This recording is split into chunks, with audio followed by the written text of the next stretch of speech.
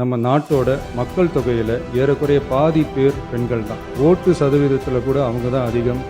ஆனால் அவங்களுக்கான அரசியல் இடம்னு பார்த்தா சதவீத கணக்குப்படி பெருசாக உயரலை. பெண்கள் பாதுகாப்புக்கு சிங்கப்பெண் சிறப்பு அதிரடிப்படை இருக்குது. பெண்களுக்கான பாதுகாப்பில் பெண்களுக்கான இம்பார்ட்டன்ஸில் டிவிகே அரசு ரொம்ப கவனமாக தான் இருக்குது. இனியும் அப்படி தான் இருக்கும். இது பெண்களுக்கான சலுகை இல்லை, இது அவர்களுடைய ஜனநாயக உரிமை. இது ஒருவருக்கான வெற்றி அல்ல, இது இந்திய ஜனநாயகத்தின் வெற்றி. ஒரு பெண் அதிகாரம் பெறும்போது ஒரு குடும்பம் உயர்கிறது. ஆயிரக்கணக்கான பெண்கள் அதிகாரம் பெறும்போது ஒரு நாடே உயர்கிறது. சட்டம் நிறைவேற்றப்பட்டிருந்த போதிலும் அதனை நடைமுறைப்படுத்துவதில் ஏற்படும் கால தாமதத்தினால் அச்சட்டம் நிறைவேற்றப்பட்டதன் நோக்கம் நிறைவேறாமல் காலம் தாழ்த்தப்படும் சூழ்நிலை உருவாகியுள்ளது. இது பெண்களின் அரசியல் உரிமையை மறுக்கும் செயலாகும். அந்த மசோதா தோல்வியில் முடிஞ்சது.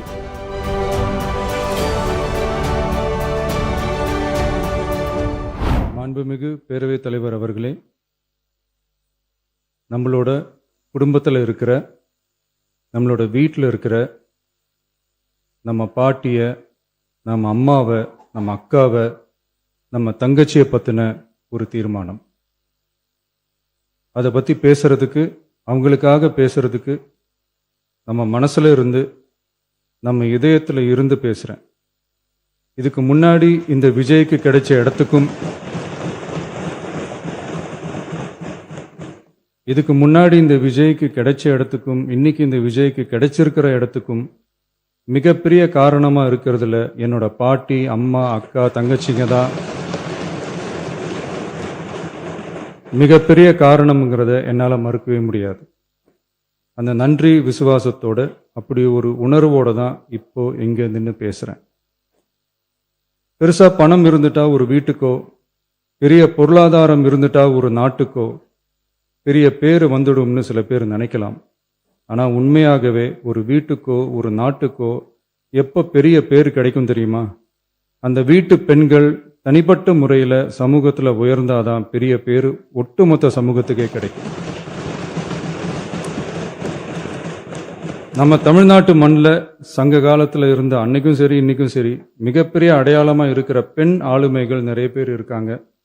ஔவையார், காக்கை, பாடினியார்னு சங்க காலத்து ஆளுமைகள், கண்ணகி, மணிமேகலை, குண்டலகேசி, இவங்கெல்லாம் இலக்கியத்தில் நிலைச்சு நிற்கிறவங்க.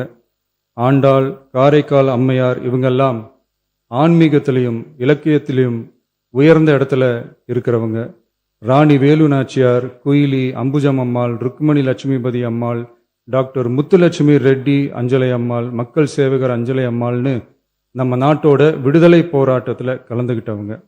நம்ம தமிழ்நாட்டு பெண் ஆளுமைகள் நிறைய பேர் இருக்காங்க. சுதந்திர போராட்டத்தில் இருந்து சமூக நீதி போராட்டம் வரைக்கும் கலந்துக்கிட்டவங்க தான் நம்ம தமிழ்நாட்டு பெண்கள்.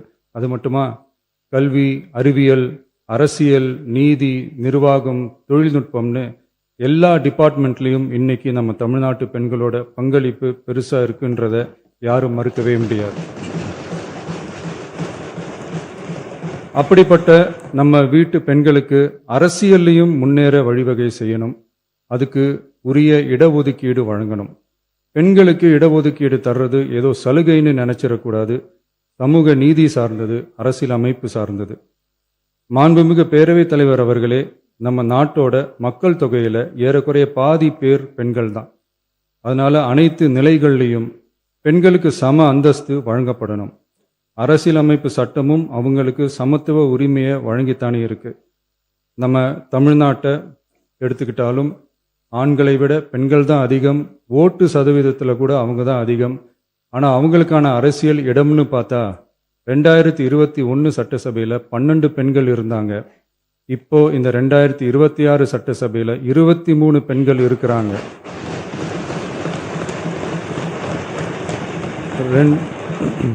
ரெண்டு மடங்கு ஆகி இருக்கு. ஆனாலும் சதவீத கணக்குப்படி பெருசா உயரல.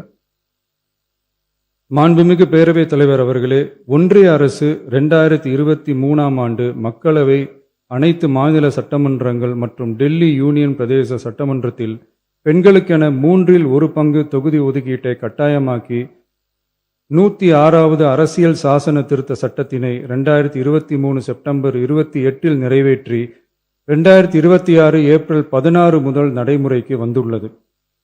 இருப்பினும் மேற்படி தொகுதி ஒதுக்கீடானது மக்கள் தொகை கணக்கெடுப்பு மற்றும் அதை தொடர்ந்து நடக்கும் தொகுதி மறுவரையறை பணிகளுக்கு பிறகுதான் முழுமையாக நடைமுறைக்கு வரும் என்று தெரிவிக்கப்பட்டுள்ளது. மேலும் ஒன்றிய அரசு 2026ஆம் ஆண்டு 131வது அரசியல் சாசன திருத்த சட்ட மசோதாவையும் 2026ஆம் ஆண்டு தொகுதி மறுவரையறை சட்ட மசோதாவையும் தாக்கல் செய்து 2026 ஏப்ரல் 17 2 பங்கு உறுப்பினர்களில் ஆதரவு இல்லாமல் மசோதா நிறைவேறவில்லை. அவ்வாறு மக்கள் தொகை கணக்கெடுப்பு மற்றும் தொகுதி மறுசீரமைப்புடன் பெண்களுக்கான தொகுதி ஒதுக்கீட்டை இணைப்பதால் அதனை நடைமுறைப்படுத்த மேலும் பல ஆண்டுகள் காலதாமதம் ஆகலாம்.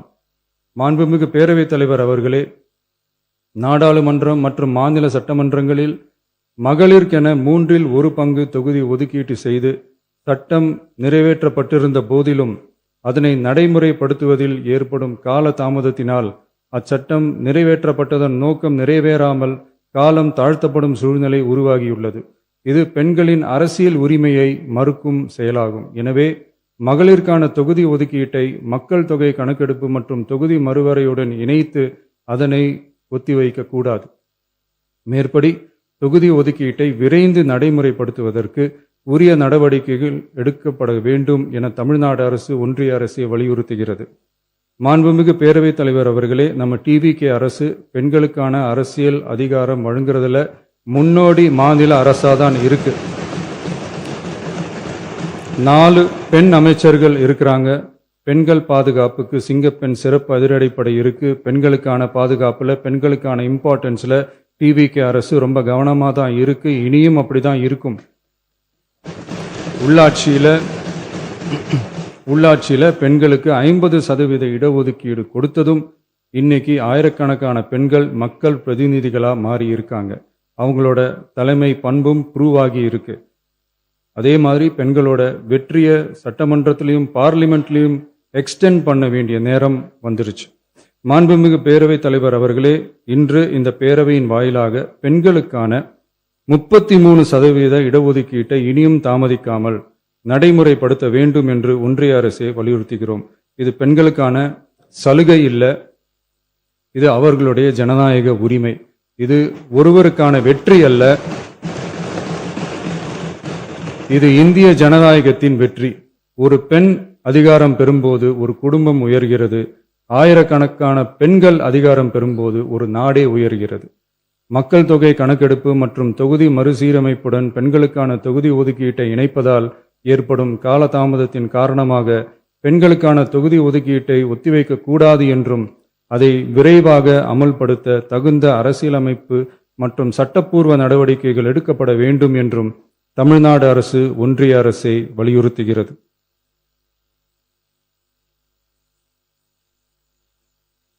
மாண்புமிகு பேரவைத் தலைவர் அவர்களே, டீலிமிட்டேஷன் தொடர்பான ஆலோசனை கூட்டம் தமிழ்நாட்டு மக்களவை மற்றும் மாநிலங்களவை உறுப்பினர்களுடன் தமிழ்நாடு அரசால் நமது தலைமையில் 8/8/2026 அன்று கலைவாணர் அரங்கத்தில் நடந்துச்சு. அந்த கூட்டத்தில் தமிழ்நாட்டை சேர்ந்த அனைத்து மக்களவை மற்றும் மாநிலங்களவை உறுப்பினர்களுக்கும் அழைப்பு விடுக்கப்பட்டு இந்திய தேசிய காங்கிரஸ் கட்சியின் 11 உறுப்பினர்களும், விடுதலை சிறுத்தைகள் கட்சியின் 2 உறுப்பினர்களும், இந்திய கம்யூனிஸ்ட் கட்சியின் 2 உறுப்பினர்களும், மார்க்சிஸ்ட் கம்யூனிஸ்ட் கட்சியின் 2 உறுப்பினர்களும், இந்திய யூனியன் முஸ்லிம் லீக் கட்சியின் உறுப்பினரும் மற்றும் மறுமலர்ச்சி திராவிட முன்னேற்ற கழகத்தின் உறுப்பினரும் என 6 கட்சிகளை சேர்ந்த உறுப்பினர்கள் பங்கேற்றாங்க. இந்த கூட்டத்தில் டீலிமிட்டேஷன் தொடர்பா விரிவா ஆலோசிக்கப்பட்டுச்சு. அந்த ஆலோசனையில டீலிமிட்டேஷன்னால தமிழ்நாடு மற்றும் தென் மாநிலங்களுக்கு ஏற்படக்கூடிய பாதிப்புகள் குறித்தும் அதை சரி செய்யறதுக்கான வழிமுறைகள் குறித்தும் விவாதிக்கப்பட்டு இறுதியில் டீலிமிட்டேஷன் தொடர்பா சட்டமன்றத்தில் ஒரு தீர்மானம் இயற்றலாம்னு முடிவானுச்சு. மாண்புமிகு பேரவைத் தலைவர் அவர்களே, இந்தியாவில் 1952ஆம் ஆண்டு முதல் பொது தேர்தல் நடத்தப்பட்டது. அது தொடர்ந்து ஒவ்வொரு 10 ஆண்டுகளுக்கு ஒருமுறை நடத்தப்படுற சென்சஸ் டீடைல்ஸ் படி மக்களவை மற்றும் சட்டப்பேரவை தொகுதிகளின் எண்ணிக்கையை மறுசீரமைப்பு செஞ்சு 1977 1976 வரை தேர்தல்கள் நடத்தப்பட்டது. இந்த நிலையில் 1976ஆம் ஆண்டு 42வது அரசியலமைப்பு சட்ட திருத்தப்படி மக்கள் தொகையை சிறப்பாக கட்டுப்படுத்தும் மாநிலங்களுக்கு டீலிமிட்டேஷன் காரணமா மக்களவை உறுப்பினர் எண்ணிக்கையில் எந்தவித பாதிப்பும் ஏற்படக்கூடாது என்பதற்காக அடுத்த 25 வருஷத்துக்கு 1971ஆம் ஆண்டு சென்சஸ் படி பாராளுமன்ற உறுப்பினர்களின் எண்ணிக்கை வைக்கப்படும்னு சட்டம் இயற்றப்பட்டது. அதை தொடர்ந்து அதே நிலையை முன்னிறுத்தி 84வது மற்றும் 87வது அரசியலமைப்பு சட்ட திருத்தம் 1971 சென்சஸ் படி மக்களவை தொகுதிகள் நிலைநிறுத்தப்பட்டன. இந்த திருத்தங்களோட நோக்கமே மக்கள் தொகை கட்டுப்பாட்டை செயல்படுத்திய மாநிலங்களின் உரிமைகளை பாதுகாக்கிறது தான். மாண்புமிகு பேரவைத் தலைவர் அவர்களே, அந்த 25 வருஷ லிமிட் இந்த 2026 முடியுது. இதை முன்னிட்டு கடந்த 50 வருஷமா இருந்து வந்த டீலிமிட்டேஷன் தடையை அகற்றி 2011 சென்சஸ் அடிப்படையில் மக்களவை மற்றும் சட்டப்பேரவை தொகுதிகளின் எண்ணிக்கையை நிர்ணயிக்க நாடாளுமன்றத்தில் ஒரு மசோதா ஏப்ரல் 2026 அறிமுகப்படுத்தப்பட்டு அந்த மசோதா தோல்வியில் முடிஞ்சது. இப்போ மீண்டும் ஒன்றிய அரசு மக்களவை உறுப்பினர்களின் எண்ணிக்கையை 50% அதிகரிக்க செய்து டீலிமிட்டேஷன் மசோதாவை அறிமுகப்படுத்த உத்தேசித்து இருப்பதா சில அரசியல் கட்சிகள் தெரிவிப்பதா கூறப்படுது. இந்த வரக்கூடிய மசோதா குறித்து 8/8/2026 பாராளுமன்ற உறுப்பினர்களோட நடந்த கூட்டத்தில் விவாதிச்சப்போ மேலே சொன்ன மாதிரி தற்போது அறிமுகப்படுத்தப்பட உள்ள மசோதா நிறைவேறினால் ஒவ்வொரு மாநிலத்துக்கும் தலா 50% மக்களவை உறுப்பினர்களின் எண்ணிக்கையை முதலில் அதிகரித்தாலும் அதனை தொடர்ந்து 2026 சென்சஸுக்கு பிறகு அரசியலமைப்பு பிரிவு ஆர்டிகல் 81(2)A அதன் கீழ் மாநிலத்தின் மக்கள் தொகையின் அடிப்படையில் தொகுதிகள் மறுசீரமைக்கப்படும்.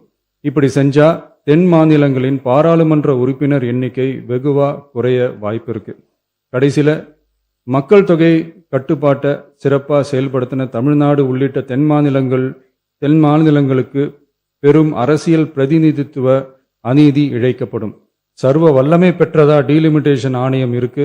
இந்த அதிகாரத்தை தவிர்த்து பாராளுமன்றத்திற்கே இறுதி செய்யும் அதிகாரம் இருக்க வேண்டும் என்ற கருத்தும் முன்வைக்கப்பட்டது.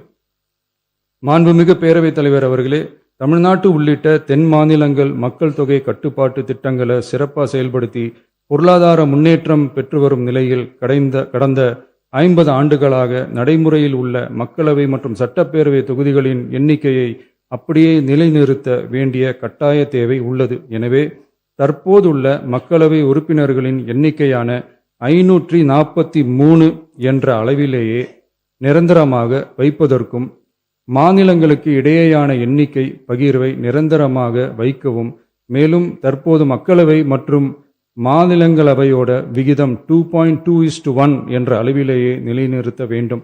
அதற்கு தேவையான மற்றும் உரிய சட்ட திருத்தங்கள் பாராளுமன்றத்தில் கொண்டு வர வேண்டும் என்ற கருத்தை ஒருமனதா தீர்மானிக்கப்பட்டுச்சு. மாண்புமிகு பேரவைத் தலைவர் அவர்களே, மகளிர் இடஒதுக்கீடு சட்டத்தினை அமுல்படுத்த மேலும் காலதாமதம் இல்லாமல் தற்போது 543 என்ற நிலையிலேயே 1/3 தொகுதி மகளிர் தொகுதிக்கு வருகின்ற 2029 பாராளுமன்ற தேர்தலில் நடைமுறைப்படுத்த வேண்டும் என்ற முன்மொழியும் தீர்மானிக்கப்பட்டுச்சு.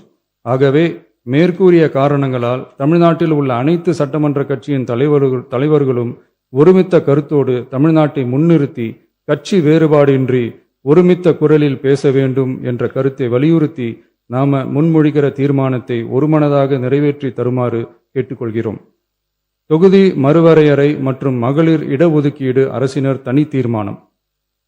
தமிழ்நாடு உள்ளிட்ட அனைத்து மாநிலங்கள் மற்றும் யூனியன் பிரதேசங்களில் மக்களவை சட்டப்பேரவை உறுப்பினர்களின் எண்ணிக்கையானது கடந்த 50 ஆண்டுகளாக 1971ஆம் ஆண்டினுடைய மக்கள் தொகை கணக்கெடுப்பு புள்ளி விவரங்களின்படி நிர்ணயிக்கப்பட்டு தேர்தல்கள் நடத்தப்பட்டு வருகிறது. ஏப்ரல் 2026 பாராளுமன்றத்தில் கடந்த 50 ஆண்டு கால தொகுதி மறுவரையறை தடையை நீக்கவும் 2011ஆம் ஆண்டு மக்கள் தொகை கணக்கெடுப்பு அடிப்படையில் தொகுதி மறுவரையறை செய்திடவும் மக்களவை உறுப்பினர்களின் எண்ணிக்கையை 550 850 அதிகரிக்கவும் கொண்டுவரப்பட்ட அரசியலமைப்பு சட்ட திருத்த மசோதா தோல்வியடைந்தது. இந்நிலையில் மீளவும் மேற்குறிப்பிட்ட அரசியலமைப்பு சட்ட திருத்த மசோதா கொண்டுவரப்பட உள்ளது என தெரிந்ததின் அடிப்படையில் 1971 பிறகு உள்ள எந்த மக்கள் தொகை கணக்கெடுப்பை அடிப்படையாக கொண்டு தொகுதி மறுவரையறை செய்தாலும் மக்கள் தொகையை சிறப்பாக கட்டுப்படுத்திய தமிழ்நாடு உள்ளிட்ட தென் மாநிலங்களின் நாடாளுமன்ற பிரதிநிதித்துவம் நிரந்தரமாக பாதிக்கப்படும் என்பது நிதர்சனமான உண்மை. ஒன்றிய அரசு அளித்த உறுதியின்படி மக்கள் தொகை கட்டுப்பாட்டு திட்டங்களை சிறப்பாக செயல்படுத்தி நல்ல பொருளாதார வளர்ச்சி கண்டு நல்ல சுகாதாரம் மக்கள் நல திட்டங்களை மேற்கொண்டு வரும் எந்த ஒரு மாநிலமும் தொகுதி மறுவரையால் பாதிக்கப்படாமல் பார்த்து கொள்வது ஒன்றிய அரசின் தலையாய கடமையாகும். எனவே தற்போதுள்ள மக்களவை உறுப்பினர்களின் எண்ணிக்கையான 543 என்ற அளவிலேயே நிரந்தரமாக வைப்பதற்கும் மாநிலங்களுக்கு இடையேயான எண்ணிக்கை பகிர்வை நிரந்தரமாக வைக்கவும், மேலும் தற்போது மக்களவை மற்றும் மாநிலங்கள் அவையினுடைய விகிதம் 2.2:1 என்ற அளவிலேயே நிலைநிறுத்த வேண்டும் என்றும், அதே வேளையில் பெண்களுக்கான 33% இடஒதுக்கீட்டை காலதாமதமின்றி தற்போது 543 தொகுதிகளின் அடிப்படையிலேயே 2029ஆம் ஆண்டு மக்களவை தேர்தலில் நடைமுறைப்படுத்த வேண்டும் என்றும் ஒன்றிய அரசை வலியுறுத்தி தமிழ்நாடு சட்டமன்ற பேரவை கீழ்கண்ட தீர்மானங்களை ஒருமனதாக நிறைவேற்றுகிறது. 1. நாடாளுமன்ற மக்களவையின் மொத்த உறுப்பினர்களின் எண்ணிக்கையை 543 என்ற நிலையிலேயே நிரந்தரமாக்க வேண்டும். 2. தற்போதுள்ள மக்களவை உறுப்பினர்களின் இடங்களின் எண்ணிக்கையை மாநிலங்களுக்கிடையே, அதாவது விகிதாச்சார பிரதிநிதித்துவம் தற்போதுள்ள அளவிலேயே நிரந்தரமாக்க வேண்டும். 3. வரவிருக்கும் மக்களவை பொது தேர்தலிலும் அதன் பிறகு சட்டமன்ற பொது தேர்தல்களிலும் 1/3 தொகுதி ஒதுக்கீட்டு பலனை பெண்கள் பெறுவதை உறுதி செய்ய வேண்டும் என ஒன்றிய அரசை தமிழ்நாடு சட்டமன்ற பேரவை ஒருமனதாக வலியுறுத்துகிறது.